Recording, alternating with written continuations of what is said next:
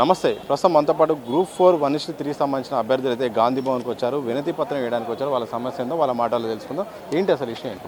అన్న, మేము actually group 4 1:3లో select అయిన క్యాండిడేట్స్.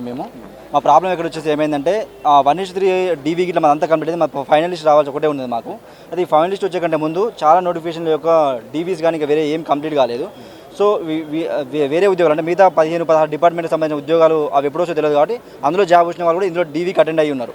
సో కాకపోతే మా డీవీ అయిపోయేసరికి మళ్ళీ వాళ్ళ డీవీస్ కూడా కంప్లీట్ అయిపోయినాయి. సో వాళ్ళు ఏం చేస్తారంటే ఆ ఉద్యోగాల్లో జాయిన్ అయ్యే అవకాశాలు ఎక్కువ ఉన్నాయి. ఎందుకంటే గ్రూప్ 4 అనేది చిన్న ఉద్యోగం కాబట్టి ఆ ఉద్యోగాల్లో జాయిన్ అయ్యే అవకాశాలు ఉన్నాయి. మీరు వాళ్ళ 1:1 లిస్ట్లో వాళ్ళ నేమ్ కానీ వాళ్ళ ఆల్ టికెట్ నెంబర్ మీరు ఇచ్చినప్పటికీ కూడా వాళ్ళ ఉద్యోగాల్లో జాయిన్ కారు వాళ్ళు. ఎందుకంటే వాళ్ళు దీనికంటే పెద్ద ఉద్యోగాలు వాళ్ళకి వచ్చినాయి కాబట్టి.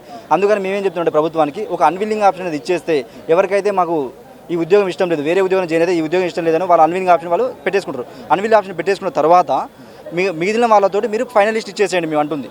1:3 క్యాండిడేట్ తోటి మిగిలిన వాళ్ళతో ఫైనలిస్ట్ ఇవ్వాలని మేము ప్రభుత్వానికి కోరుతున్నాం. అన్విల్లింగ్ ఆప్షన్ అది ఇస్తే ఇది పాసిబుల్ అవుతుంది.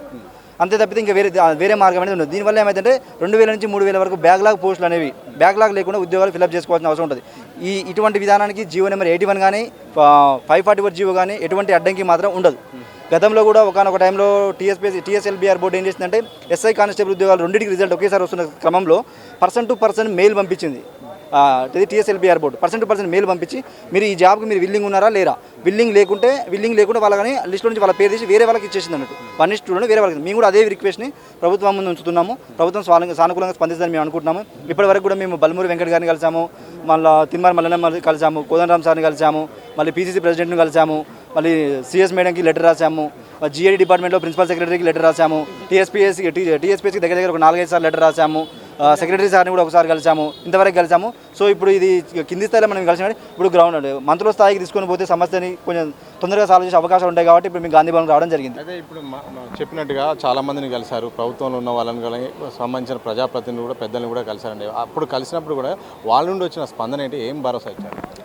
చేస్తాం అంటున్నారు కానీ మాకు కరెక్ట్ ఇంతకుముందు ఎమ్మెల్సీ వాళ్ళ కానీ మంత్రుల దగ్గర ఫస్ట్ టైం వస్తున్నాం అన్నట్టు. వాళ్ళు టీజీపీసీ మేము ఆ బోర్డు దగ్గరికి వెళ్తామంటే ఓన్లీ గవర్నమెంట్ చేతిలో మేము ఎలాంటి రూల్స్ అవే ఫాలో అవుతాం కానీ మేము కొత్తగా రూల్స్ క్రియేట్ చేయలేము అన్నారు. కాబట్టి అది మీ ప్రాబ్లంకి సొల్యూషన్ కావాలంటే మంత్రుల దగ్గర గవర్నమెంట్ చేతుల దగ్గర గవర్నమెంట్ ఒకవేళ జీవో తీసుకొస్తే మేము దాన్ని ఫాలో అవుతామని వాళ్ళు అంటున్నారు. అదంటే అందుకే మేము మంత్రికి మా యొక్క రిప్రజెంటేషన్ ఇవ్వడానికి వచ్చాము.